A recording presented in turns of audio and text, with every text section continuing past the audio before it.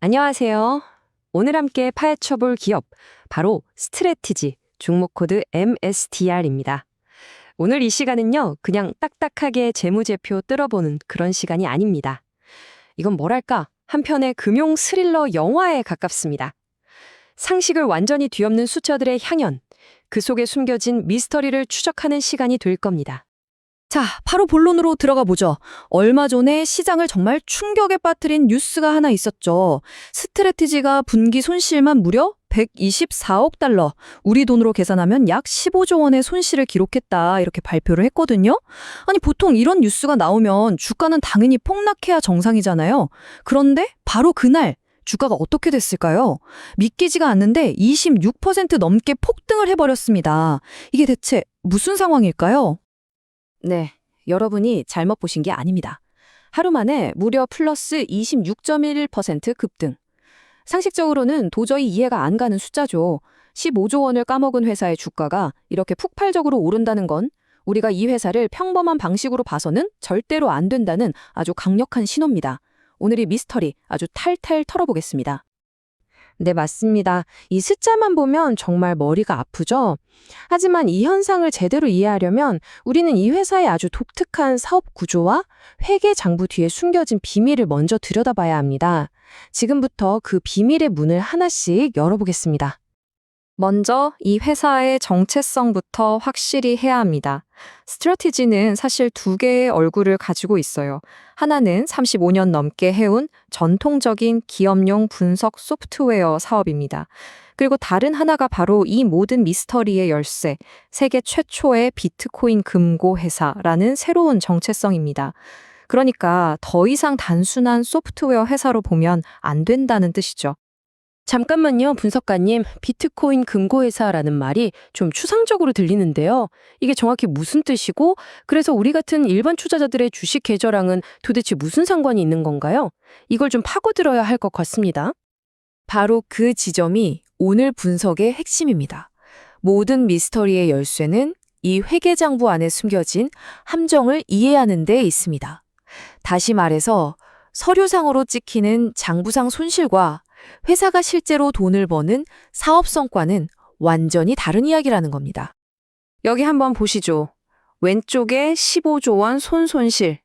이게 실제 현금이 그만큼 사라졌다는 뜻이 아닙니다. 이 회사가 보유한 막대한 양의 비트코인 가격이 하락하자 그 가치 하락분을 회계 규칙에 따라서 아직 실현되지 않은 손실, 즉 미실현 손실로 장부에 기록한 것뿐입니다. 현금이 나간 게 아니에요. 반면에 오른쪽을 보세요. 회사의 진짜 사업인 소프트웨어 부문은 4분기 매출이 1억 2,300만 달러, 우리 돈 약 1,500억 원을 기록하면서 아주 잘 나가고 있습니다. 특히 저기 보이는 구독 서비스 매출이 전년 대비 무려 62.1%나 급증했다는 점이 아주 중요합니다. 이 차트가 그 사실을 숫자로 증명해주고 있죠. 4분기 전체 매출의 거의 절반, 48.5%가 바로 저 안정적인 구독 서비스에서 나왔습니다. 일회성으로 팔고 끝나는 게 아니라 매달 꾸준히 현금이 들어오는 아주 견고한 사업 구조를 갖추고 있다는 뜻이죠. 그러니까 결론은 회사의 본업은 사실 매우 잘 성장하고 있다는 겁니다. 아니, 소프트웨어 사업이 잘 돌아가고 있다는 건 알겠습니다. 여기 마이클 세일러 화장이 어려운 시기도 버틸 수 있다고 자신하는 근거 중 하나겠죠. 하지만 솔직히 이 매출 규모만으로 15조 원의 장부상 손실을 덮고 주가를 26%나 끌어올렸다고 보기는 좀 어렵지 않나요? 그렇다면 이 회사의 주가를 움직이는 진짜 엔진은 다른 곳에 있다는 뜻이겠네요. 네, 정확히 보셨습니다. 소프트웨어 사업은 이 회사의 안정적인 현금 창출원, 즉 캐시카우일 뿐 스트래티지의 주가를 직접적으로 움직이는 핵심 동력은 아닙니다. 이제부터 이 회사의 진짜 본모습, 즉 비트코인의 모든 것을 건 초고위험, 초고수익 전략을 본격적으로 분석해 보겠습니다. 이 회사의 비즈니스 모델은 사실상 이 4단계의 무한 반복이라고 보시면 됩니다. 첫째, 전환사채, 우선주, 유상증자 등 시장에서 조달할 수 있는 모든 방법으로 자금을 끌어모읍니다. 둘째, 그 돈과 사업에서 번 현금까지 남김없이 싹 다 비트코인을 사는 데 씁니다. 셋째, 비트코인 가격이 오르면 회사 자산 가치가 커지면서 자연스럽게 주가가 오르겠죠?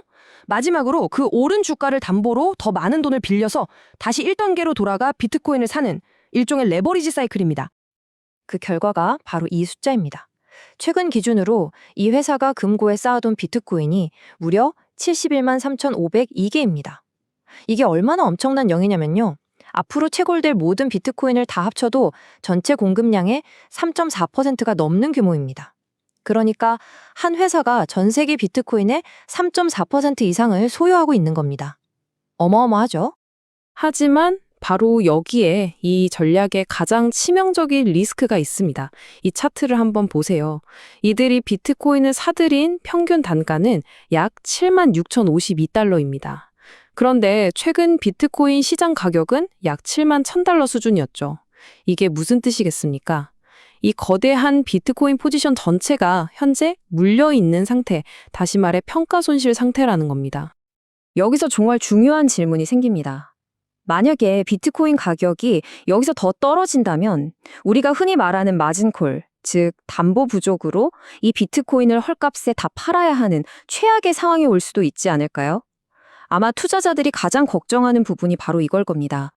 물론 회사 측도 그에 대한 방어 논리를 가지고 있습니다. 첫째, 약 22억 5천만 달러, 우리 돈으로 약 2조 8천억 원의 현금을 비상금으로 쌓아두고 있어서 이자나 배당금을 지급할 여력이 충분하다고 주장합니다. 둘째, 당장 갚아야 할 빚이 없습니다. 투자자들이 현금 상환을 요구할 수 있는 가장 빠른 시점은 2027년 9월이에요. 아직 시간이 있죠. 마지막으로 자체 스트레스 테스트 결과 비트코인이 8,000달러까지 폭락하는 극단적인 상황이 와도 자산이 부채를 충분히 감당할 수 있다고 자신하고 있습니다. 자, 지금까지의 데이터를 모두 종합해서 이 회사의 미래에 대한 세 가지 시나리오를 구체적으로 그려보겠습니다.